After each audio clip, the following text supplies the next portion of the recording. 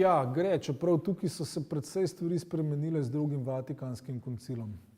Drugi Vatikanski koncil, se tukaj lahko še drugi kaj povejo zraven, ampak drugi Vatikanski koncil je tukaj bistveno spremenil pogled na uporabo Svetega pisma, predvsem ta dogmatična konstitucija Dei Verbum, ki je prav govoril o Svetem pismu in tam je bilo eksplicitno, jasno naročeno, da naj vsi verujoči posegajo po Svetem pismu in da naj se, tako je rečeno, da naj posegajo po Božjem kruhu Božje besede in iz evharistične mize in od Svetega pisma. Se pravi, je to postavljeno tako eno zraven drugega, ker dejansko zakramenti zaživijo s Svetim pismom. In seveda Sveto pismo je pa tisto, ki nam sploh daje, da razumemo, kaj so zakramenti in kako pristopati do njih. Tako da drugi Vatikanski koncil je to spremenil, sploh je pa zdaj v katoliški cerkvi, mislim, da 3 leta nazaj je bila sinoda, škofovska sinoda v Rimu in papež tedanji Benedikt XVI je po tej sinodi napisal posinodalno spodbudo. Ta dokument je tudi v slovenščini, tako da če vas zanima, vam svetujem, da si preberete, izredno močno spodbuja branje Svetega pisma in uporabo Svetega pisma na različnih načinih, na vseh različnih pastoralnih dejavnostih v cerkvi. Tako da to se je spremenilo. Seveda, branje Svetega pisma je vedno stvar skupnosti tudi, to ni nekaj individualnega. Se pravi, vse bere v kontekstu cerkvene skupnosti, v kontekstu cerkve, ki jo pripadamo in v kontekstu tega, kako celotna skupnost razumeva Sveto pismo. To je tukaj varovalka, ki obstaja pred tem, da bi padli v neke osebne razlage. In se pravi, tukaj je zdaj to se malo spremenilo. Jaz bi pa vprašala malo več o tem maratonskem branju Svetega pisma. Ja, Svetopisemska družba je zdaj že leta 2013 je bilo, mislim, da 6., ko smo zaporedoma organizirali Svetopisemski maraton. Dejansko smo prvič smo bili zraven samo kot podporniki, ker je dekanija Grosuplje je organizirala tako branje in mi smo za to zvedeli en teden pred tem in smo enostavno poklicali tja župnika pa te, ki so to organizirali, pa smo rekli, to je odlična ideja, lahko kako pomagamo, mi bi radi bili zraven. In potem naslednje leto smo pa mi bili glavni pobudniki, čeprav zmeraj se trudimo, da nismo mi kot organizator ali pa kot edini organizator, ampak so tukaj različni ljudje, tukaj so predstavniki različnih gibanj v katoliški cerkvi, potem tudi kakšni predstavniki drugih cerkva krščanskih, ker Svetopisemska družba združuje vse krščanske cerkve v Sloveniji, tako da mi delujemo v tem smislu ekumensko ali pa medkonfesionalno, kot je rekla že prej Mateja. Smisel maratonskega branja je ravno to, da pač vstopimo v to branje, ki se nadaljuje in da damo pravzaprav prostor Božji besedi kot taki. In da pač da enostavno prideš, bereš, poslušaš, si vzameš čas, enostavno pustiš, da te tok te pripovedi nagovori. Dejansko tudi sam lahko rečem, da sem bil večkrat prav presenečen, kako to deluje. Recimo, tudi seveda mi zaposleni na Svetopisemski pridemo in beremo, in vedno, ko sem prišel, sem ostal dlje, kot sem računal, zato ker enostavno biti tam in poslušati, kako gre pač branje naprej, te enostavno nagovori na en zelo poseben način. In to je nekaj v tem smislu, kot sem prej tudi rekel, kako važno je, da gremo na ta širši lok, pripovedni lok Svetega pisma, ker takrat seveda se ne poglabljaš v podrobnosti. Slišiš pa, recimo, slišiš 10 poglavij iz enega evangelija, pa slišiš eno celo Pavlovo pismo in celo sporočilo čisto drugače zaživi takrat. Tako da dobivamo mnoge izredno dobre odzive, tako ljudje napišejo, da se jih je Bog res tako neverjetno dotaknili, me spregovoril. Pa recimo so prišli not obteženi in potem je tista beseda, ki se je brala, je bila tako, kot bi bila direktno za njih. To je več ljudi napisalo. Tako da, in no, zdaj zadnja leta pa sploh moramo reči, smo pa zelo veseli, da je ta pobuda v bistvu se je razrasla, ker je zdaj v zadnjih 2 letih je pa v tem času, ko mi to organiziramo tam pri Svetem Jožefu na Poljanah, to je tedensko branje, v katerem preberemo celo svetopismo, pa ponavadi Novo zavezo 2-krat. V tem času ponavadi, zdaj na zadnje, mislim, da bo skoraj v 50 župnijah po Sloveniji so organizirali krajši svetopisanski maraton, ali je lahko to samo en večer ali pa en vikend, ampak v glavnem to postaja pač dogodek, ki ga župnije same organizirajo in ki mu dajo tudi vsebino, tako kot se jim zdi prav. Nam je to tudi v tem smislu važno, ker ta teden, v bistvu tedensko branje je kot nek prostor, ki se odpre za vse te različne sodelavce, da priredijo predavanja, priredijo dogodke, recimo kakšne gibanja naredijo ulični misijon. Ponavadi se potrudimo imeti tudi branje odzunaj, ali je to na Prešernovem trgu ali pa kje drugje, ker se nam zdi važno, da gremo z Božjim besedo tudi ven, prav čist v to posvetno sfero. No, in zanimivo je, da ljudje se ustavijo in se zapletajo v zanimive pogovore. Tako da to je pobuda branja Svetega pisma, ki kot vidimo res tako dobro se razrašča in tako prinaša sadove, tako smo zelo veseli tega. Povabljeni vsi na svetopisanski maraton ali pa še bolj, da se sami organizirate v formatu, kot vam ustreza. Slišim, da ste zelo aktivna župnija, tako da vam to ne bo težava. Mi imamo ta maraton, ampak mene nekaj moti. Tam smo samo bralci, poslušalcev praktično. To se sprašujem. Zdaj, komu je to namenjeno, ali samo bralcem? Ja, pa se to pa res ne vem, to se pa sprašujem. No, sej mi smo se tudi to spraševali, ampak potem smo zdaj naredili to, da ljudje lahko napišejo, pač imamo eno anketo, saj smo tudi danes za vas eno anketo, če kdor želijo, lahko izpolni malo branje Svetega pisma. In tako, in sploh, če vas zanima več o svetopisanski družbi, lahko pustite tam svoje podatke, tam so ankete pri vratih. No, na maratonu tudi enako delamo in tam smo začeli dobivati ta pričevanja in potem vidiš, da v bistvu so stvari drugačne kot zgleda. Ja, mogoče je res tam bere, ne vem, 5 ljudi, 10 ljudi, ne vem, ob 3 po noči, mogoče še manj, ne, ampak ne, tistim ljudem se nekaj dogaja. In škoda, da nimam sabo, mislim, se pravi, pričevanja, ki jih prebereš, nekatera so prav neverjetna.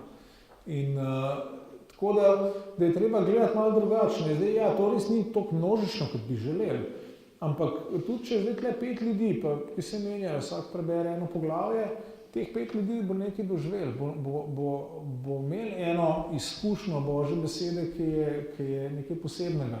Zdaj, za ta vidik, da se pa kaj več zgodi, je pa po mojem dobro, da se pripravi kakšno predavanje ali kakšen dogodek, kakšna razstava, se povabi koga, kakšnega biblicista, da kaj pove in da se naredi potem kakšen dogodek v zvezi s tem. Za nas naša predstava je taka, da to branje, ki poteka neprenehoma ta teden dni, da je kot neka hrbtenica, ki pa potem da prostor za razne dogodke ob tem. Ne?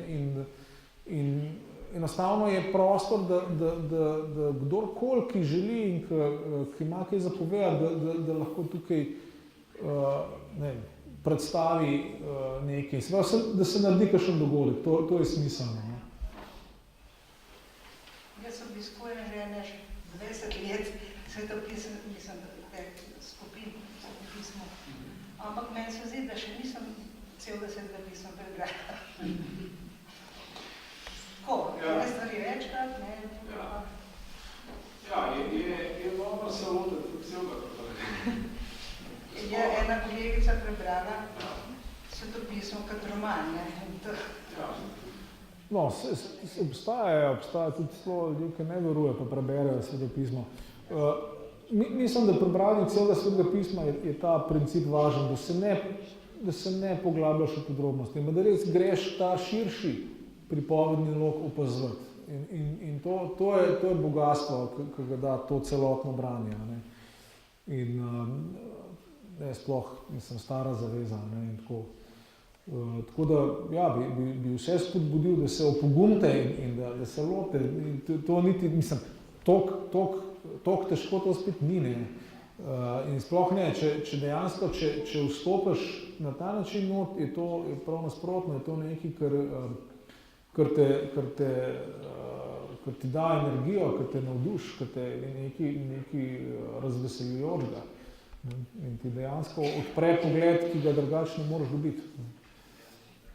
Zmeri se dobro vprašati tole, ne, kako bi Jezus to bral. Ker vemo nekaj, Jezus je bral te tekste, vse, pa apostoli tudi. In njih so te teksti formirali, oni so se oblikovali v njih.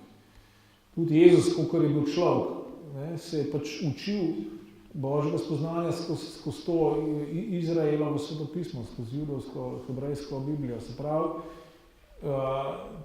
te teksti imajo izjemen potencial, samo mi moramo znati prav pristopati k njim. No? In se mi zdi, ta pristop je zelo dober, da se sprašujemo, kako so Jezus in prvi kristjani te stvari brali. In iz Nove zaveze pravzaprav vidimo, kako so jih brali. To je tle olajševalna okoliščina, ker imamo Novo zavezo. Novo zavezo pravzaprav lahko razumemo kot neke vrste ključ, ki odpira staro zavezo. Tako mi kristjani stare zaveze ne beremo same zase, beremo jo skozi Novo zavezo, skozi to, kar je Jezus in apostoli. Ker Jezus je seveda to zgodbo, tej zgodbi dal en nov obrat, nov zasuk znotraj zgodbe, ampak vse na tak način, ki ni zmeri avtomatsko razviden iz stare zaveze. Zato je zmeri važno, da to novo zavezno perspektivo ohranimo kot kristjani. Tako saj jaz gledam na to, da je to zelo pomembna zadeva. Da zmeri, ko beremo staro zavezo, da se poskušamo vživeti v to prvo cerkev, ne, in v razumevanje, ki veje iz Nove zaveze.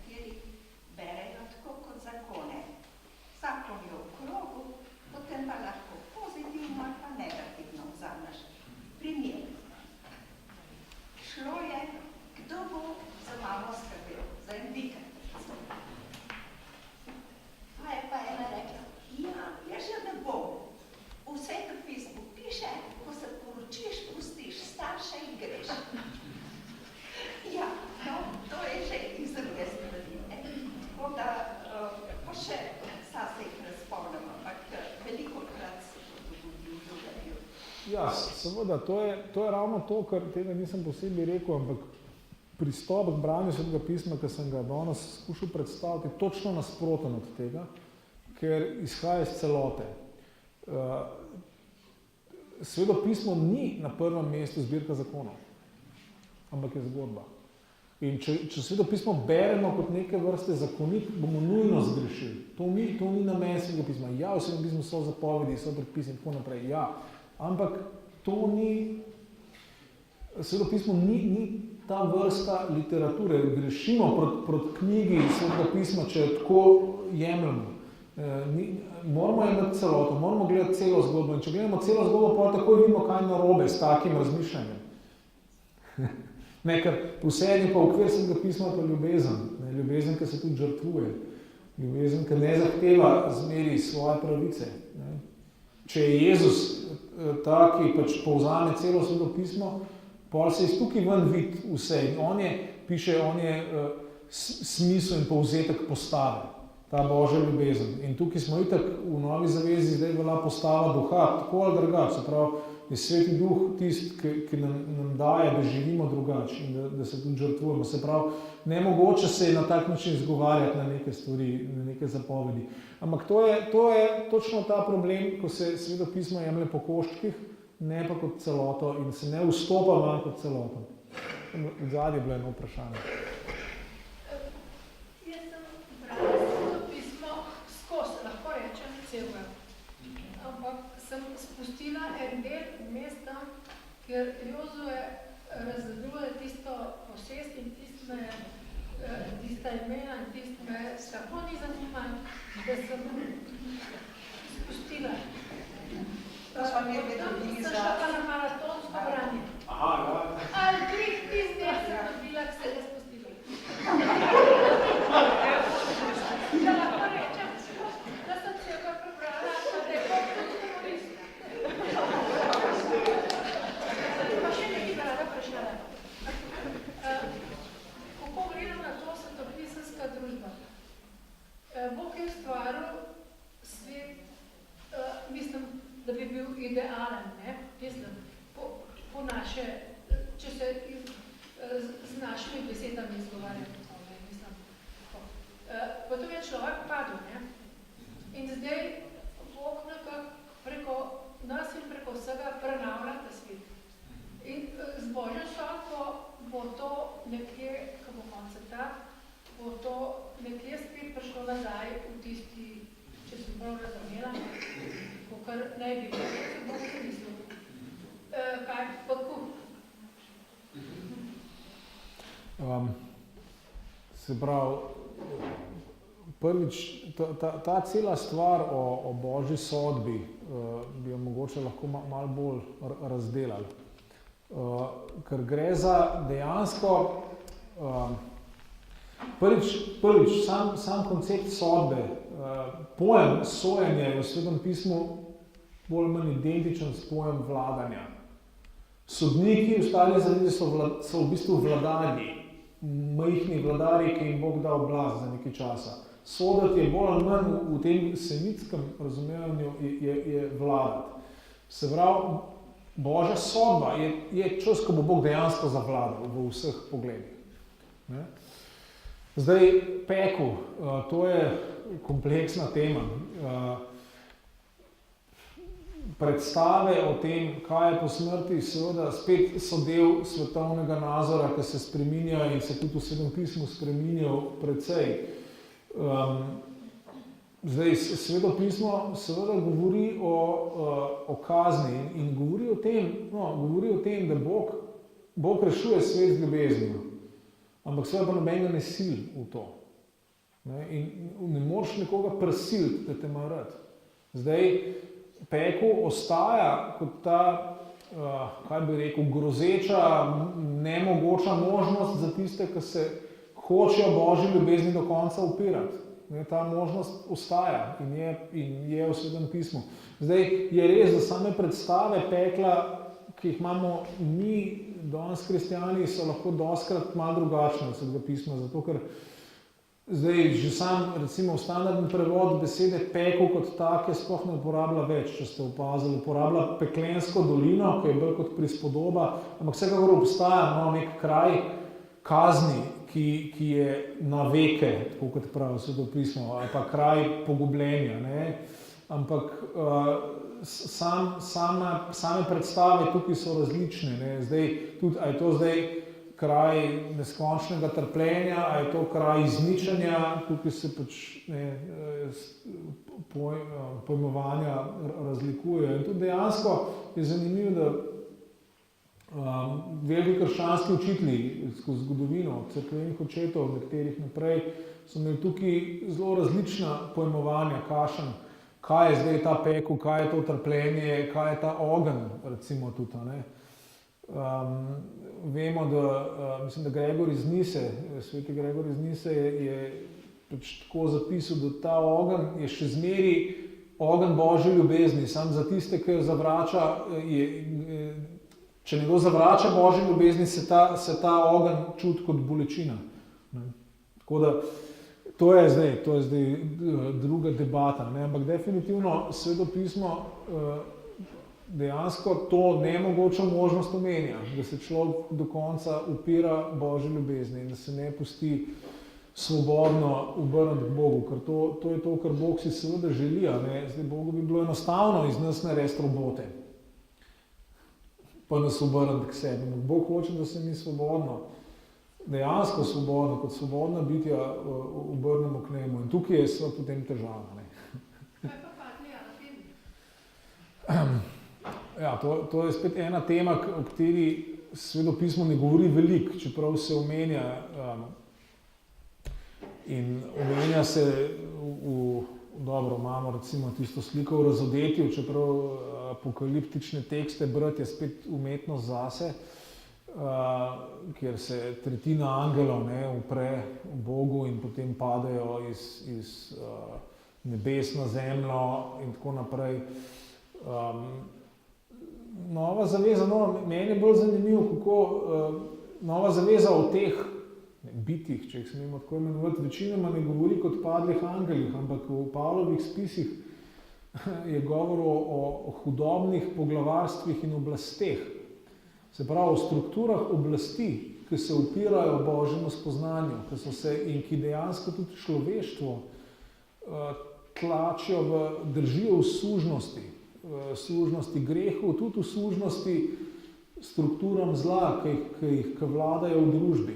In nasproti tem je postavljena dejansko cerkev, se pravi Jezusova skupnost z evangelijem, z Božjo besedo, ki jo oznanja celo tudi tem, ne samo ljudem. V pismu Efežanom imamo tisti nenavaden stavek, ki pravi, da celo tem poglavarstvom in oblastem mi kristjani oznanjamo to mnogotero Božjo modrost v zvezi z Jezusom. Se pravi, evangelij je močnejši tudi od teh padlih angelov, ali karkoli so. Zato, ker je v Jezusu je ta oblast zla premagana. Se pravi, ta padec, greh in tudi potem, cela ta slika demonov, če hočemo, je povezana z oblastjo, slabo oblastjo. In nasproti temu je Božje kraljestvo kot dobra oblast, ki je poosebljena v Jezusu, v njegovi zgodbi in v katero smo mi poklicani, da jih sledimo. In ki je dejansko zmaga nad temi strukturami zla. Greh, greh sam se v Svetem pismu kaže kot neka vrsta oblast. Pavel tam pravi, da pač je vsak človek sužen grehu, dokler se ne obrne k Mesiju, k tej rešitvi, ki jo je Bog pripravil. Edino tako se osvobodimo. Dejansko smo pod enim ali pa pod drugim gospodarjem. Nimamo to, da smo, recimo, če ne poslušamo Boga, da smo svobodni, je čista iluzija. Imamo drugega gospodarja, ki je v bistvu krut in to je greh sam. Kako bi vi komentirali oziroma rekel, naprimer, koliko bi bil star človek, da začne brati celo Svetopismo, enemu mladosti največ je škoda začetka, kadar ta zaveze ni vzrokov. Recimo, kako bi to komentirali, ali pa kako bi te nekomu, ki ni verjel, ki ni kristjan, mu dali za brati Svetopismo, bi bi rekel, najprej ne prebere novo zavezo, ker če bo začetka brati, se bo, ne vem, to je zelo težko. Če bi lahko temu, če bi lahko kaj komentirali. Ja, gotovo, mislim, najprej to drugo vprašanje je lažje gotovo, ja, nekdo, ki ne pozna, mislim, sploh za nas, ki nismo Judje, je verjetno kakšen evangelij najboljši, za začetek. Prav, tudi ne, mogoče niti ne cela Nova zaveza, en evangelij. Janezov mogoče. Sploh zdaj, mislim, recimo v današnji družbi pač imamo veliko te tako imenovane novodobne duhovnosti, Janezov evangelij je tukaj zelo v redu, zato ker govori v tem jeziku, sam pove pa točno nasprotno. Pove, da je beseda postala meso, ker je nekaj grozljivo nemogočega v tem svetu. Se pravi, to, kar je najbolj duhovno, Bog sam je postal dejansko človeško bitje z krvi in z mesa in tako naprej. Se pravi, Janezov evangelij je gotov, Markov evangelij je tudi zanimiv, čeprav seveda pri Markovem evangeliju imamo ta problem, da takoj naletimo na to, da Jezus demone izganja. In to danes seveda spet je problem tega svetovnega pogleda na svet, svetovnega nazora in kakšne ljudi lahko odbije. Kaj zdaj to? To je nekaj primitivnega ali karkoli. Čeprav je tukaj, jaz sem imel priložnost, da sem pač obiskal kristjane na drugih koncih sveta. In v kakšni Afriki ali pa Južni Ameriki je to čisto drugače. Nam se zdi čuden, ker beremo o teh eksorcizmih, pa o tem, njih je pa to pač normalno. Tukaj se vidi, da ta naš svetovni nazor, ki ga imamo, sploh ni toliko samoumeven. kot se nam zdi. Tukaj se zdi, da je to edino možno, da vse ostalo je pač brez veze. Ampak že izkušnja naših bratov pa sester na drugih koncih sveta pokaže, da smo zelo ubogi tukaj. Da nas je dejansko ta razsvetljenski model, nas je toliko zelo prepričal, da imamo pol težavo brati kakšne take tekste v Novi zavezi. Zdaj glede otrok, tle, po mojem so mnenja različna, ne, zdaj, ne vem, zdaj za katero staro, zdaj pač mlajšim itak se ponovadi predstav zgodbe, ne, stare zaveze, pač ne, stvarjenje in tako naprej. Je pa res, da recimo večji svetovni jeziki, kot je angleščina, pa tudi španščina, imajo prevod celega svetega pisma v jeziku, ki ga lahko bere recimo 10 ali pa 12 let star otrok. Seveda bo rabil pomoč tukaj, ne, ampak ne vem, po mojem z ustrezno pač pomočjo, ne vem, staršev, prijateljev ali ne vem, ali pa če se to bere v skupini, v skupnosti, mislim, da ni tle problema. Ne. Zelo važno je, kako se razumeva te tekste. Ne. Sam Jozue, no, ki je bil že omenjen, se ga da brati na zelo različne načine. Eno od branj, ki sem ga srečal in se mi zdi pomembno, je pravzaprav, da je Jozue sam tudi zgodba o osvoboditvi, da ta kraljestva v Kanaanu, da so bila v bistvu zatiralska kraljestva, ki so pač, to so bili eni samodržci, tirani, ki jih je pač Izrael razlastil, s tem, da Izrael ni sam bil, tukaj so bili tudi drugi zraven Božja oblica. Se pravi, ni nujno to brati kot neko tako brutalno osvajalno akcijo, ne, ker moramo le vedeti, da Izrael ni bil nič takrat. Ni veljal nič med narodi. In to, da je pač en tak nenarod prišel, pa kar zasedel tam ene močne etablirane spet strukture oblasti, ne, se da gledati drugače, hočem reči. No, zmago sužnjev zatiranih nad enimi tirani. No, tako, to je način branja Jozueta tudi, ki obstaja. Imena ste omenili tudi, v Svetem pismu imamo to, ja, pa ne samo pri Jozuetu, imamo 10 poglavij v prvi kroniški, pa še tudi druge, pa no sploh tudi v Eksodusu imamo zakone, ali pa Levitikus, 3. Mojzesova knjiga so sami zakoni. Imam eno Sveto pismo, ki te tekste v drobnem tisku postavi, čeprav meni se to ne zdi prav. Je pač tako prav kot v zmanjšani pisavi te odlomke natisnejo. Ker pa ni prav. Zdaj, spet, to je pogled na svet. Za Jude so imena bila zelo pomembna in so jih pač ohranili. Zdaj, seveda, za brati je to dolg čas, ni še enega hudega dogajanja, ampak še imaš par poglavij imen. Sam za njih je bilo važno ohraniti ta spomin. In ohraniti ta, ker sploh sam koncept imena je v Svetem pismu nekaj posebnega. Ne? In Božje ime in potem ime, ki ga ima človek in ime, ki se spominja in tako naprej. To so vse zelo važne stvari. In če ne drugega, nas te seznami opominja na eno stvar, da Bog dela skozi konkretne ljudi in da konkretni posamezniki so važni Bogu. Zato imamo potem po 10 strani sam imen not. Bogu ni vseeno. Bog dejansko za Boga vsako ime je pomembno. In zato so jih oni, pač na več mestih imamo potem te dolge sezname, ker je to važno. Ime je pomembno in posameznik je tudi pomemben. Jaz zadeve se ne poznam zelo dobro, vem pa, da je bil poizkusni projekt prevajanja Svetega pisma iz tega arhaičnega jezika v nek sodobni te kulturi, kaj se jim prijazno jezika, to teče naprej. Ja. Jaz sem del tega projekta, to je projekt Življenje z Jezusom. To je prevod, naš cilj je prevesti v 7 letih, prevesti Novo zavezo v sodobni jezik.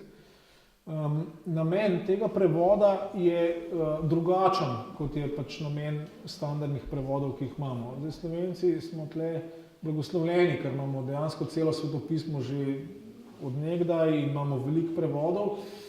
In vsi ti prevodi so bolj ali manj dobesedni, se pravi posredujejo Svetopismo v jeziku, ki je zelo bliz izvirnim, se pravi grškim in hebrejskim formulacijam, stavčnim strukturam, in taki prevodi so za študijsko branje primerni. Zdaj za širše,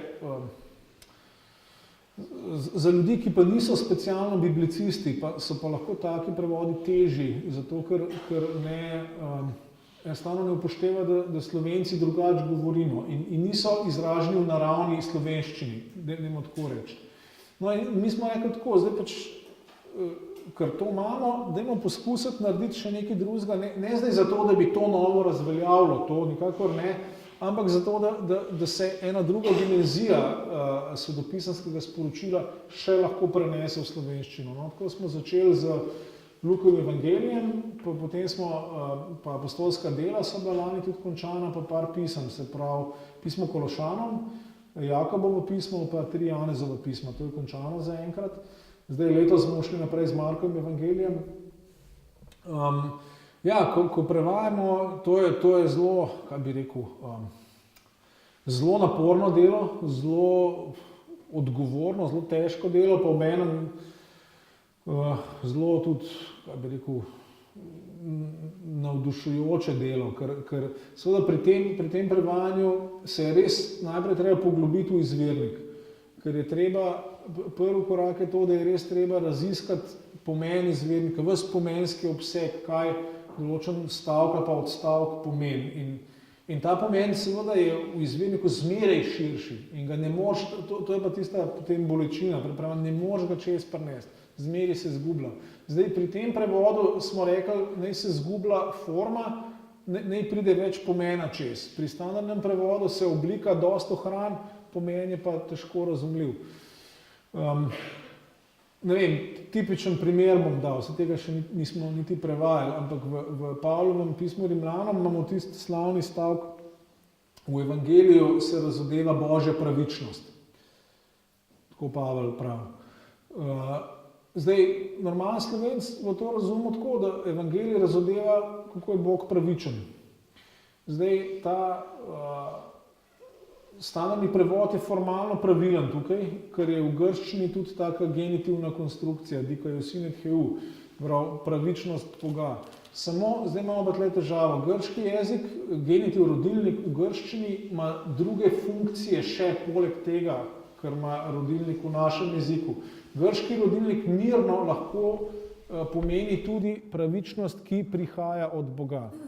In zdaj, če gremo pismo Rimljanom brati naprej, bomo v 3. poglavju dejansko jasno videli, da je to, kar je Pavel mislil. Se pravi, da evangelij kaže, kako Bog prinaša, daje svojo pravičnost, kako Bog nas opravičuje po Jezusu, po veri v Jezusa. To je pač samo en tak primer, ki je vidno, da dobesedni prevod, če ne poznamo izvirnika, nas pelje v napačno smer. In naloga dinamičnih prevodov je potem tukaj popraviti stvar in peljati bralca v pravo smer razumevanja. So pa ta besedila vsa dostopna tudi na internetu, na biblija.net, pa tudi posebno stran imamo za življenje z Jezusom, si lahko naložite v elektronski obliki, tako da pa obenem tudi zaenkrat so ta besedila vsa odprta, tako da želimo slišati pripombe, želimo slišati predloge za izboljšave in tako naprej.